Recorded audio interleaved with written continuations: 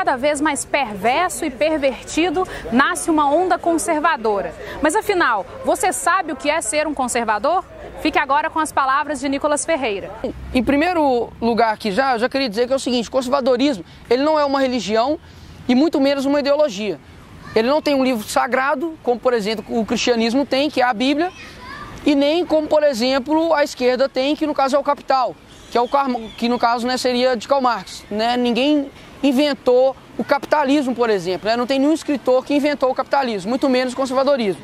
Mas hoje aqui eu trouxe para a gente 10 princípios com relação ao que é o conservadorismo de Russell Kirk. Nós, como conservadores, muitas vezes a gente vive algo, porque a gente vai entender que o conservadorismo de fato é mais relacionado a um caráter, a uma maneira que você vê a ordem social das coisas, do que realmente algo que você se apega como uma ideologia marxista, por exemplo. Mas eu atento a todos para a gente realmente buscar saber aquilo que a gente vive, que no caso é a origem, e não tem como você saber aquilo que a gente vive se você não estudar, se você não ler. Com relação a mesmo ao Russell Kirk e outros, por exemplo, como o Roger Scruton, os livros deles são a base mesmo daquilo que a gente vive. E ele dá uma definição, o Russell Kirk já começa no livro dele dizendo o seguinte, que o conservadorismo é a negação da ideologia, é um estado da mente, um tipo de caráter, um modo de olhar para a ordem social civil. Então de cara ele já fala que o conservadorismo não é uma ideologia. Por quê?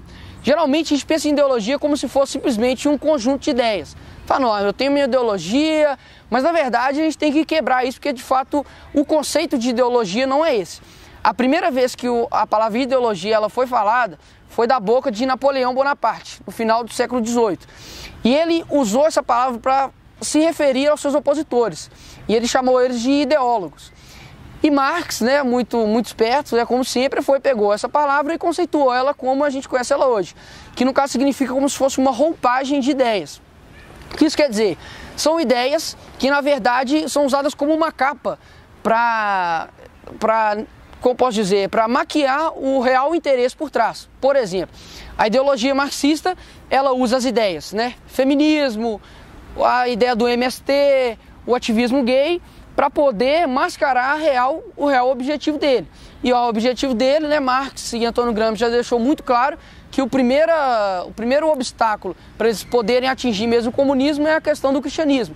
Então, na verdade, eles não querem igualdade para as mulheres ou liberdade para as pessoas do campo, eles não querem isso. Eles querem, de fato, acabar com uma estrutura, uma ordem social, que no caso ela é constituída pela família, A família é um instituto, digamos assim, o menor que nós temos, mas que os laços são os mais fortes, entre o pai, entre a mãe, entre o filho. Então a moral que nós temos hoje, ela não vem simplesmente à toa, ela é regida. E pelo menos eu, tá certo, como cristão, não vou adentrar dentro dessa parte, mas eu, pelo menos como cristão, eu tenho Deus como a fonte moral. Pelo que eu já estudei, pelos filósofos que eu já li, eu não vejo outra fonte moral a não ser Deus que dá essa possibilidade.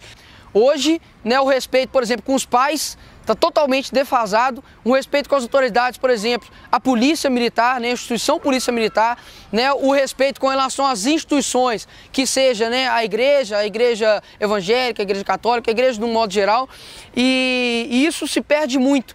Então a ordem, a justiça, a liberdade, elas são produtos e um resultado de anos e anos e anos e anos e anos de experiência.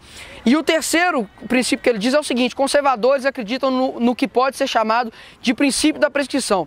O que é o princípio da prescrição? Ele diz que nós conservadores temos um senso que é o seguinte, que o homem moderno, a pessoa moderna, ela é como se fosse um anão em cima de um gigante. Ele consegue ter a vista mais além do que o gigante, mas só porque, no caso dependente da estatura do seu antecedente. Então hoje tudo que as feministas, por exemplo, têm, os adolescentes têm, tudo que as pessoas que reivindicam direitos têm, é porque uma vez, antigamente, foi-se conquistado a liberdade, foi-se conquistada a justiça, foi-se conquistado o direito ao voto, por exemplo, das mulheres, sem precisar mostrar os peitos, foram conquistadas várias coisas sem depender do esforço dela de hoje. Então hoje nós vimos que o quê? Que a pessoa, por exemplo, uma feminista, que é mestre em, por exemplo, odiar a sua família, em colocar a culpa no pai, em colocar a culpa na mãe, menos nela mesma.